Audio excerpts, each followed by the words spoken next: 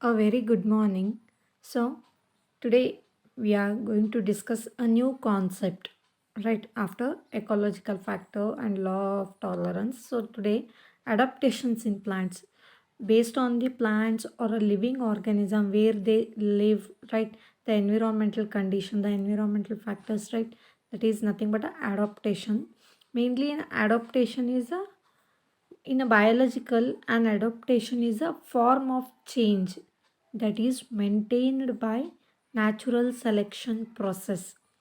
So adaptations allow an organism to be better studied to its to be better suited to its present conditions and more likely to reproduce or reproduce more successfully, right?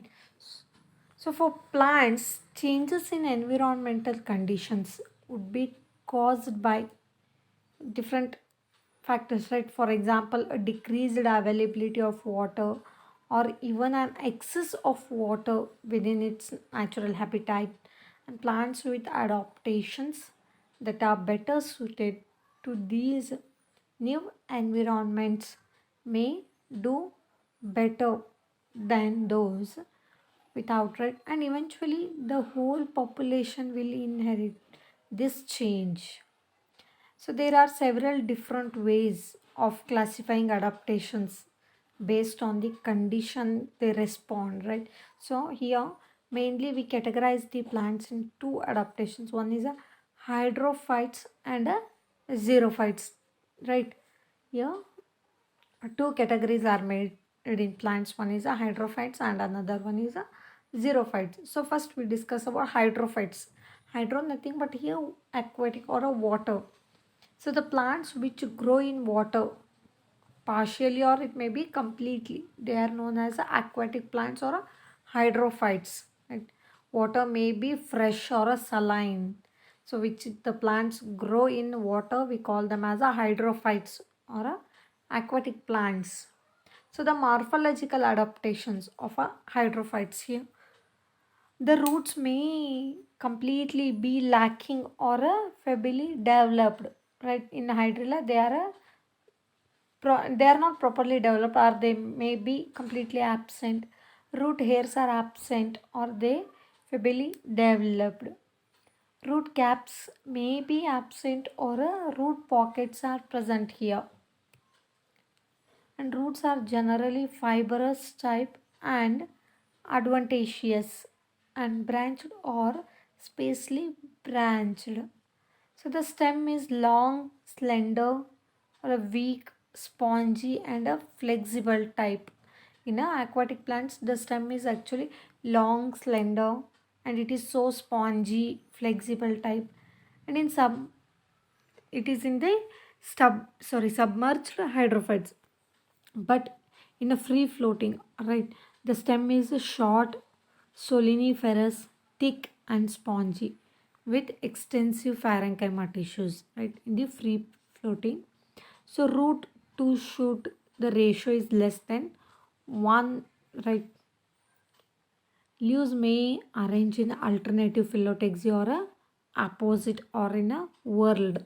So different depend upon the different organism. Some may have that is a opposite phyllotaxy or alternate or a world phyllotaxy, and a stomata are present on the upper epidermis which is in contact with the air, and a gaseous exchange take place through this stomata, and a lower surface is in touch with water.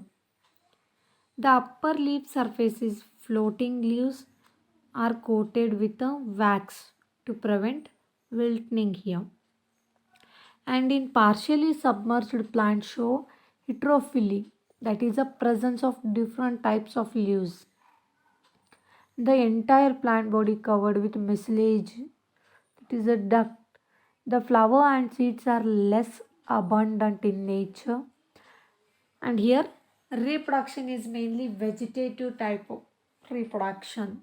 So these are the morphological adaptations, right? Next internal, that is the anatomical adaptation. For example, you take section of a hydrilla or a eichhornia. These are aquatic plants.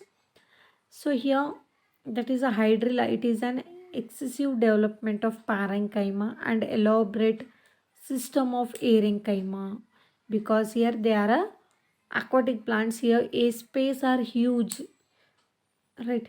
So here arenchyma are present in a hydrophytes, and poor developed of a vascular and mechanical tissues.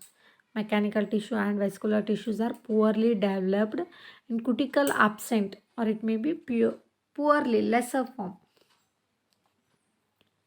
Stomata are completely absent in submerged leaves. Chlorophyll is found in all the tissues, not only in a specific tissue, it is present in all tissues, and mucilage canals and mucilage cells are present, which secrete mucilage to protect the plant body. The reserve food is in the form of starch grains, which occur in cortex and pith region.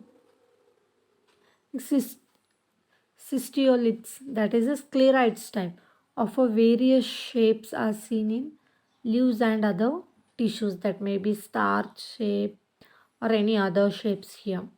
So you can see the here, for example, TS of a hydrilla or a eichhornia.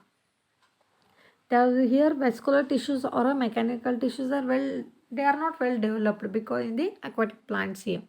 So next we move to xerophytes, that is opposite to a hydrophytes only. It is a form of plant category. Xerophytes are plants which are adapted to dry or a desert area. So hydrophytes something, but they are completely present in the aquatic form. But xerophytes are they plants adapted to dry or desert areas. They are a type of succulent plants. To survive these harsh conditions, they have a special features. For example, here cactus you say. So has a white hairs which help to prevent water loss. Their leaf is modified into a spines, that is a white hairs here, which will help to prevent water loss. For some example here, casuarina, asparagus, pinus, cactus. So these are example for a xerophytes. So morphologically, you can take any casuarina transverse section or a asparagus. So external is the root system are well developed with the root hairs and root caps, and the roots are fasciculated, right? So stems are usually stunted, woody, hard and dry, right? Rigid and covered with a thick bark, and they may be underground or they are covered with the and spines here. In opentia, they are covered with the spines, and stem is covered with thick coating of wax and silica or a dense hairs. So stem may be covered with the wax, right, or a silica or a here hairs, and stems may be modified into a thorn here or a cladode. For modifications you studied there, you studied different modifications, that is asparagus and ilex.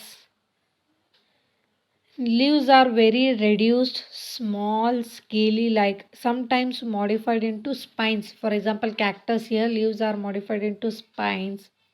Or there are scales like in casuarina and asparagus, there are scales like leaves are. Lamina may be narrow or a needle like. Example, pinus. You studied about pinus. So here, nothing but they are a needle like or a divided into many leaflets. So roots are a to shoot ratio is more than 1. That is a opposite to hydrophytes. You are having shoot to root ratio is nothing but a 1 here. So next we move see the anatomical adaptation, that is the internal character of a xerophytic plants. They have well developed vascular and mechanical tissues present here, and thick cuticle is present in the epidermal region. When you take a transverse section, you observe a thick cuticle surrounded by epidermal cell and a sunken stomata are present here for the transpiration process.